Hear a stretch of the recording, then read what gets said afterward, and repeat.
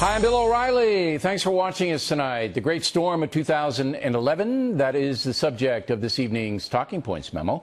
Hurricane Irene has killed at least 37 Americans, caused billions in damage on the East Coast.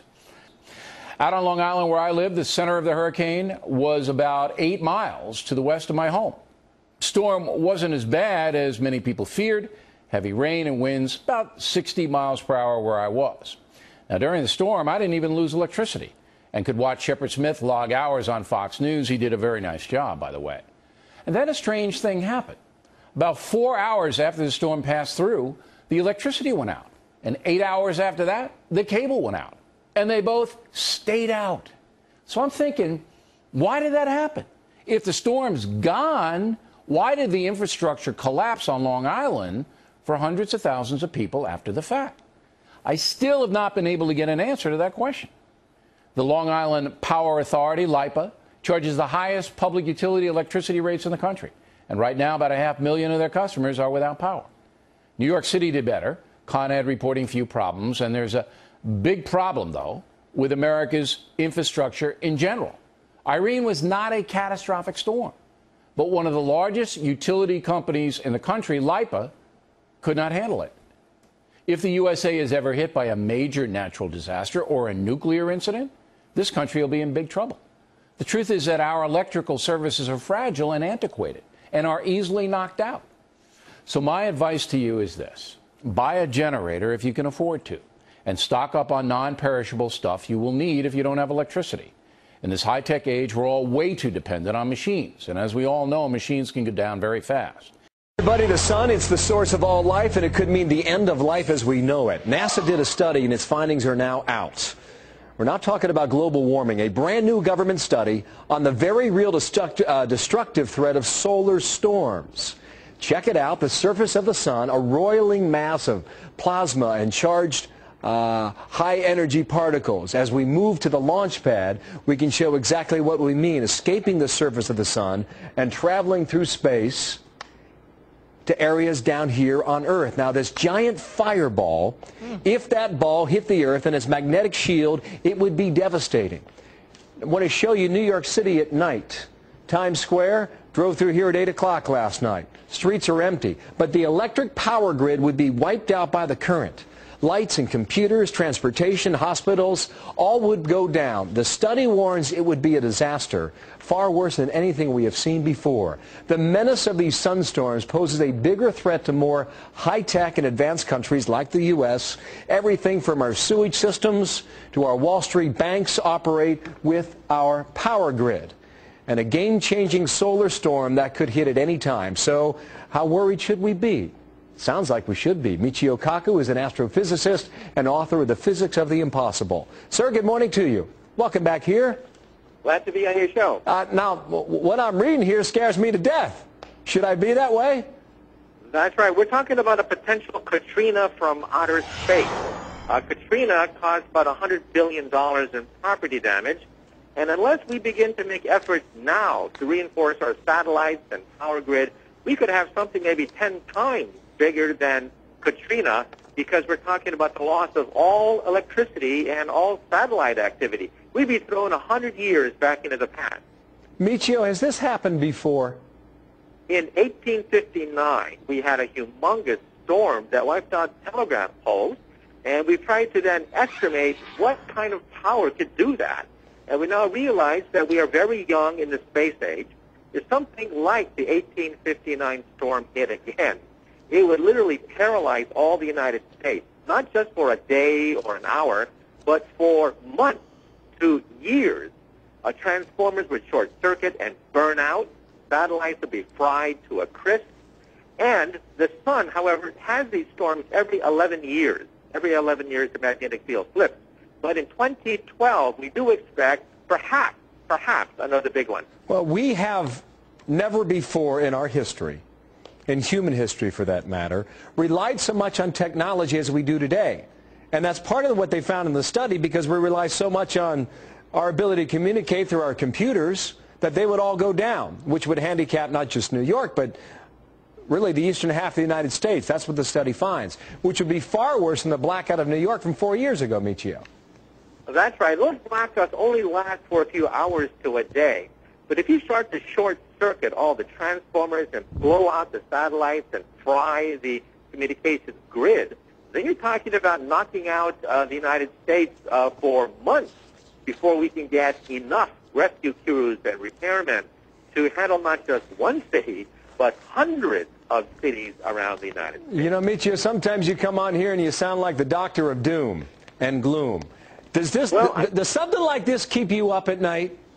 It does, and I think with Katrina, you know, engineers knew that Katrina could happen, but they did nothing because they said that it's not going to happen while I'm around. Well, now we learned the lesson. You have to prepare for things, especially when you know that at some point it's inevitable that we're going to have another big one, like we had back in 1859, except this time we're totally dependent on electricity. Michio, thank you. Hope to see you in person next time. We'll take you on the phone if we can. Michio Kaku, thank you for your time today. 1859. I mean, we're going back 150 years on that, Megan. Now he's born in about 2012.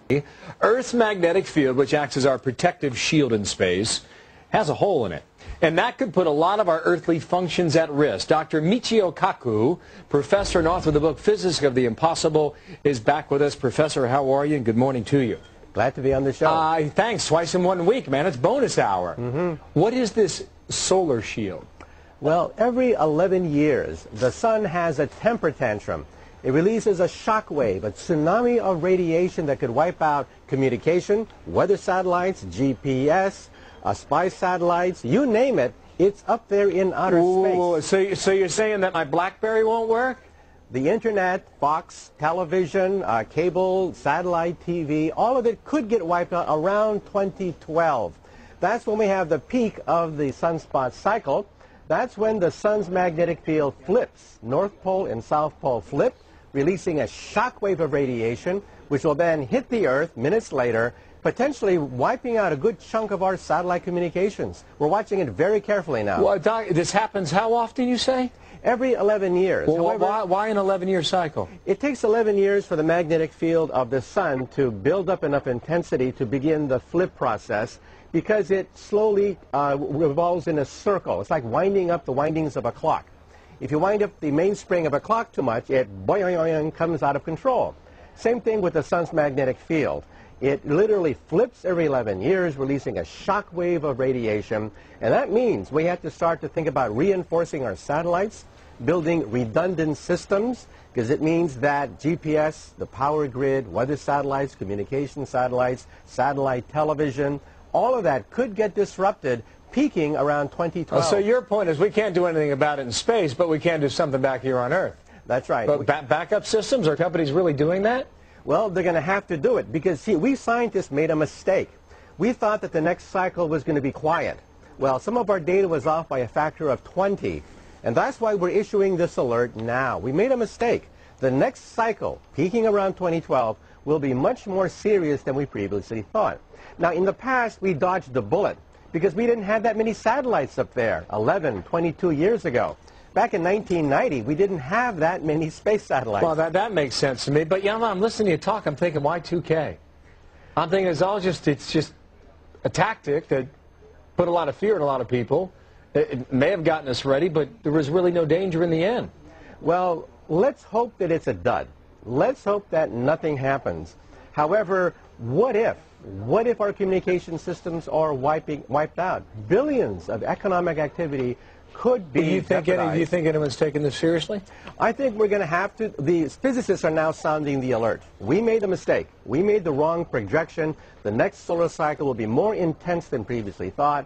And an ounce of prevention is worth a pound of cure. Now's the time to begin to create redundant systems, reinforce our satellites, build backup systems. All right. Michio Kaku, the word is out. You know, if you render my BlackBerry useless, that's okay. I'm here loud. Do that for a while, then we'll bring it back. Okay. Thank you, Doctor. Nice to know. Meg?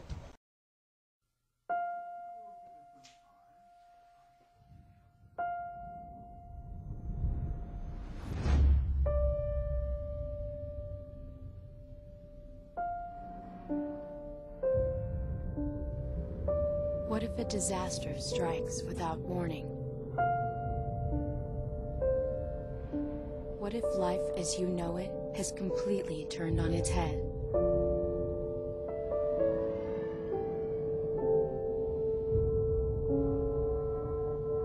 What if everything familiar becomes anything but?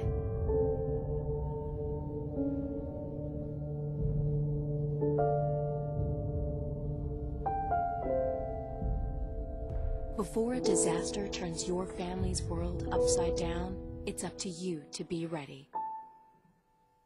Get a kit, make a plan, be informed today. Learn how at Ready.gov.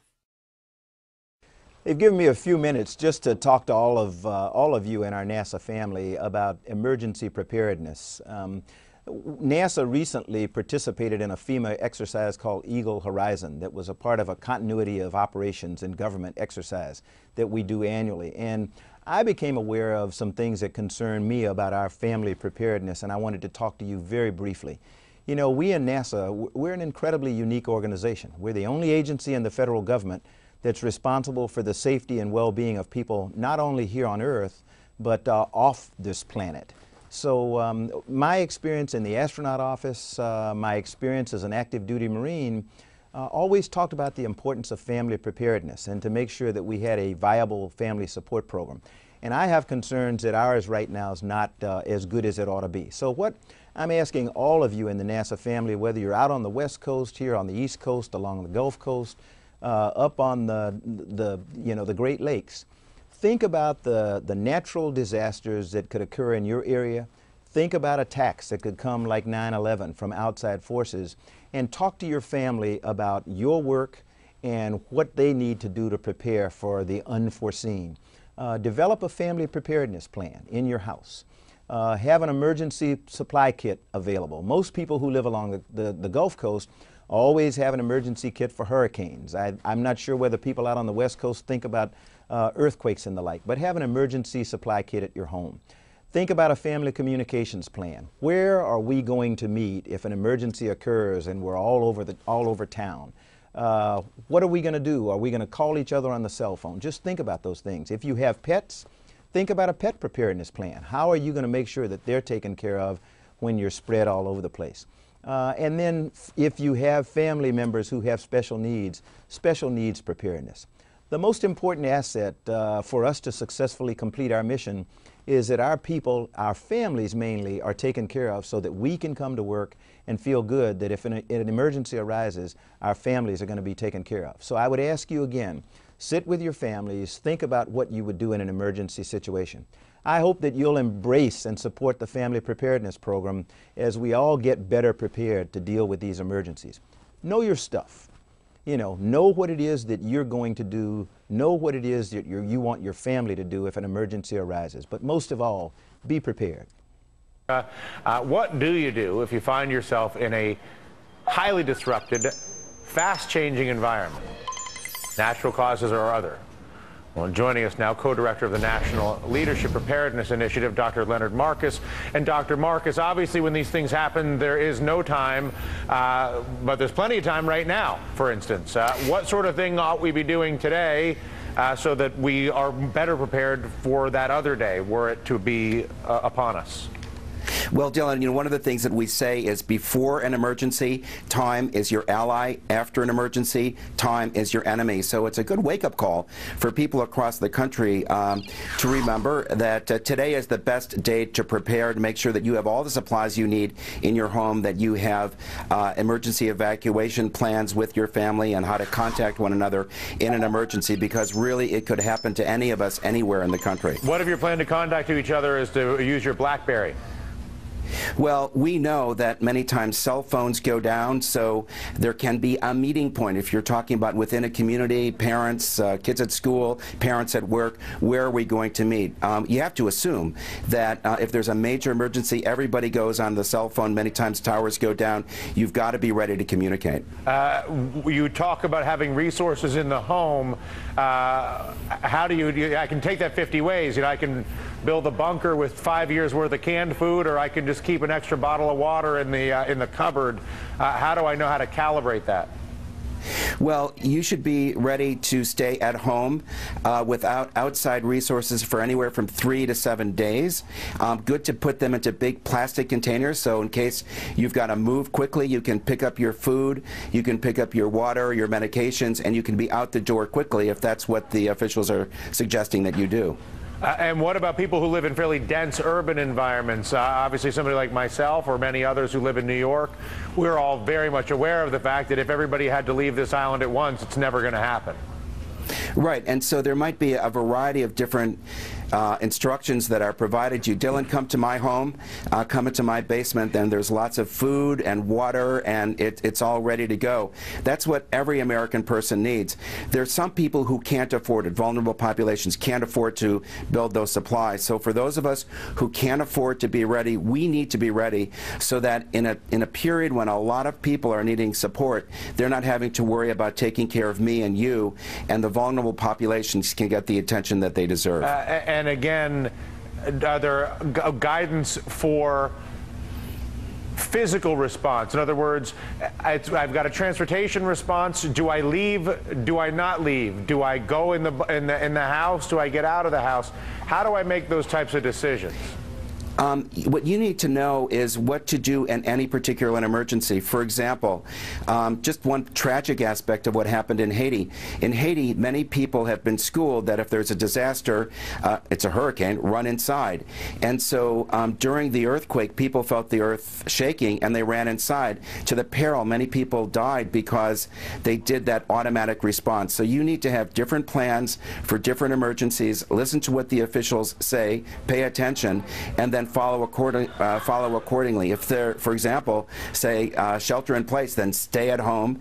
If it's a nuclear incident that you're in the midst of, then get as deep down in the building as possible. For every incident, there are a different set of instructions. And then what about water as the final barrier to survival, keeping it, preserving it, and obtaining it? Exactly. Well, you might have a water supply during an emergency. Many times you don't. So it's good to have water stored, both large quantities of water if you're at home, or your ability to take water with you if you're being instructed to evacuate from your community. All right, Dr. Marcus, a pleasure and a conversation surely well worth having, probably on a recurring basis. A pleasure. Better to do it today. Yeah, absolutely. Today's the day. We have the time. Thank you. From Vermont, we had a direct hit with Hurricane Irene, and the bridges are all washed out. Can't get in, can't get out of town, supermarkets closed. I want to thank the YouTube community for advising me on how to prepare. I am prepared. I have drinking water. Water everywhere, and it's all contaminated. We got so much water, the streams are so swollen, houses are falling off their foundations. The loss is terrible, and the water's contaminated. The main broke from the filtration plant to the town water supply. We're on a backup reservoir. Water's being shut off completely in 48 hours. Thank you, YouTube community, for advising me to buy water. I'm prepared. However, I wasn't prepared for this little contingency. I live close to a stream, and I thought I could walk there with a bucket and use that for bathing or whatever. But the water's so contaminated from the oil from the road, from the farm sludge, from oil tanks that broke off, propane tanks. Even when you pour it out of your faucet, you could see a little film of oil on top of the water, so you can't drink it. It's suitable for bathing and washing clothes, that's about it. But I wouldn't touch the water from the stream. Out of the faucet, I filled up mason jars because in 48 hours they're turning off our water supply from the backup reservoir. We're running out of water. It's exhausting. You're moving furniture, you're moving supplies, so be prepared, be organized. You want to know exactly where that first aid kit is. I injured my knee and I have the ACE bandage on it. You're going to be doing, and I'm physically fit, going to be doing a lot of exercise. It's very exhausting. Make sure you have all the supplies you need, any medications you may need, any first aid. Follow what everybody said, your seeds, your machete, whatever you need, your firearm. But it's not going to be like you're sitting around camping doing nothing. you are so exhausted. You're moving stuff, you're getting organized. As soon as I found out the water supply is being turned off, I filled every pot I had, and I have more buckets to fill. So I'm going to go and do that. Thank you so much for all of your help, for being a part of this community.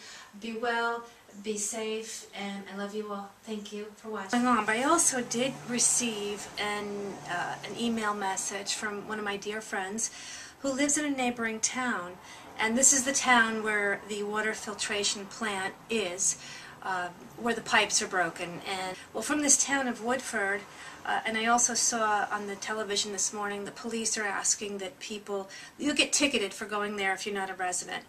And the reason why is because these people have been so devastated. My friend described it as a war zone. There are people up there who have lost everything on top of the mountain, everything. And the road is washed out. You can't get to that town. However, people are getting there through on ATVs, all-terrain vehicles, and four-wheel drives through the old trails.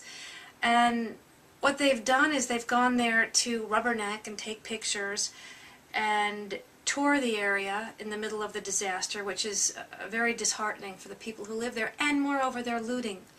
They're looting. These subhuman people, they're not people, they're subhuman animals, are looting these victims. So the police are on it, which is good. You're not allowed to go there if you don't live there. So I can't visit my friend, but we stay in touch electronically.